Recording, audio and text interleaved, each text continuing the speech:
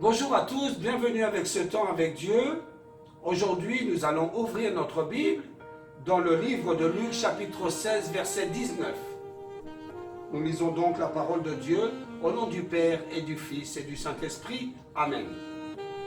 Il y avait un homme riche qui était vêtu de pourpre et de fin lin, et qui chaque jour menait joyeuse et brillante vie. Un pauvre, nommé Lazare, était couché à sa porte, couvert d'ulcères et désireux de se rassasier des miettes qui tombaient de la table du riche. Et même les chiens venaient encore lécher ses ulcères. Le pauvre mourut et il fut porté par les anges dans le sein d'Abraham. Le riche mourut aussi et il fut enseveli. Dans le séjour des morts, il leva les yeux et, tandis qu'il était en proie au tourment, il vit de loin Abraham et Lazare dans son sein. Il s'écria, « Père Abraham, aie pitié de moi et envoie Lazare pour qu'il trempe le bout de son doigt dans l'eau et me rafraîchisse la langue, car je souffre cruellement dans cette flamme. » Abraham répondit, « Mon enfant, souviens-toi que tu as reçu tes biens pendant ta vie et que Lazare a eu les maux pendant la sienne. Maintenant, il est consolé et toi tu souffres. D'ailleurs, il y a entre nous et vous un grand abîme, afin que ceux qui voudraient passer d'ici vers vous ou de là vers nous ne puissent le faire. » Le riche dit, « Je te prie donc, Père Abraham, d'envoyer Lazare dans la maison de mon père, car j'ai 5 frères. C'est pour qu'il leur atteste ces choses, afin qu'ils ne viennent pas aussi dans ce lieu de tourment. » Abraham répondit, « Ils ont Moïse et les prophètes qui les écoutent. » Et il dit, « Non, Père Abraham, mais si quelqu'un des morts va vers eux, ils se repentiront. » Et Abraham lui dit, « S'ils n'écoutent pas Moïse et les prophètes, ils ne se laisseront pas persuader quand même quelqu'un des morts ressusciterait. » Nous voyons qu'il y a 3 aspects très importants. L'un est la vie que nous avons sur la terre. L'autre est quand nous allons mourir. Et le troisième, où est-ce que va terminer notre âme? Donc nous voyons que dans le premier aspect, donc notre vie ici sur la terre, il y a bien sûr beaucoup de situations d'êtres humains qui sont bien différentes l'une des autres. Et là nous voyons 2 d'entre elles. L'une est un homme très riche qui donc fête tous les jours sa richesse dans l'abondance, l'abondance dans les relations publiques, l'abondance dans sa manière de s'habiller et aussi l'abondance dans ce qu'il mange à sa table. Donc cette personne ne manque de rien. Cette personne croit qu'il possède le monde entier, qu'il n'a besoin de rien. Sinon, de continuer à se réjouir dans sa richesse, se réjouir avec ses amis et autour d'une bonne table. Alors que la parole nous dit qu'il y a quelqu'un à la porte de chez lui. Il y a un mendiant du nom Lazare, nous dit le Seigneur Jésus-Christ. Et ce mendiant est malade, est rempli d'ulcères. Et ce mendiant a envie de manger les miettes qui tombent de cette table. Donc 2 situations totalement opposées. Et après, nous voyons que ce mendiant qui meurt va de suite être élevé par les anges qui vont le conduire dans le sein d'Abraham, qui va le conduire dans le lieu de paradis. Et le riche mourut aussi. Et le riche, il a été enseveli, il a été enterré. Donc nous imaginons que l'enterrement a été aussi quelque chose de très spectaculaire, qu'il y a dû y avoir un cercueil très beau, qu'il y a dû y avoir beaucoup de monde autour de ce cercueil, avec une cérémonie aussi remplie de choses, remplie de fleurs, etc. Mais donc là nous voyons que de suite, le riche, qui est dans ce lieu de tourment, réussit à voir le Père Abraham et Lazare. Et il le voit, « Père Abraham, regarde où je suis dans le tourment. Dis à Lazare qu'il vienne. et qu'il mouille le bout de son doigt pour m'apaiser la chaleur que je ressens sur ma langue. Car l'endroit où je suis est horrible. L'endroit où je suis, je brûle. Et Abraham lui dit, mais rappelle-toi que tu as eu ton bien quand tu étais sur la terre. Quand tu étais sur la terre, tu ne regardais pas ce pauvre Lazare qui était en train de souffrir.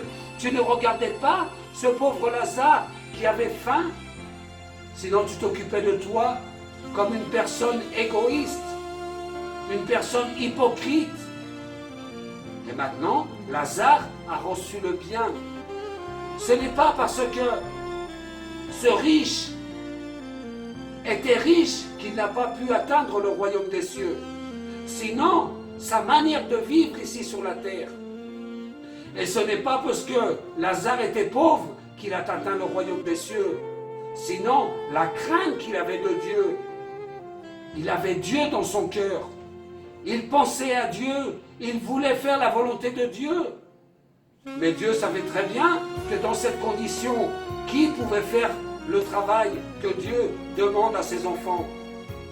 Mais Dieu lui a donné sa récompense. Et l'a fait élevé dans les cieux. Son âme a été élevée par les anges, nous dit la parole. Donc nous voyons la première vie, la vie sur la terre, la mort, selon comment nous vivons ici sur la terre, aura aussi la conséquence de comment nous allons vivre dans notre éternité. Il y a beaucoup de personnes qui cherchent à savoir qu'est-ce qu'il y a au-delà de tout ça. La parole de Dieu nous le dit. On ne peut pas couper la pomme en deux et dire, moi, je serai au milieu. Si vous regardez deux couleurs opposées, qui est le noir et le blanc, si vous les mélangez, ça fera du gris. Mais la parole de Dieu nous dit que oh, nous sommes enfants de Dieu et nous atteindrons le royaume des cieux, oh, nous sommes enfants de la perdition et nous atteindrons là, cet endroit où est ce riche, un endroit de tourment, un endroit où il n'y aura pas de repos, un endroit où votre langue aussi brûlera. Et toute cette décision, mes chers amis, nous devons la prendre ici sur la terre.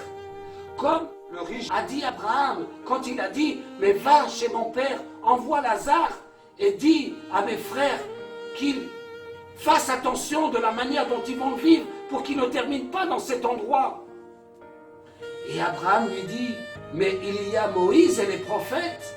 Et moi aujourd'hui je vous dis qu'il y a la parole de Dieu qui vous prévient, il vous donne justement l'avertissement qu'il y a un au-delà après votre vie.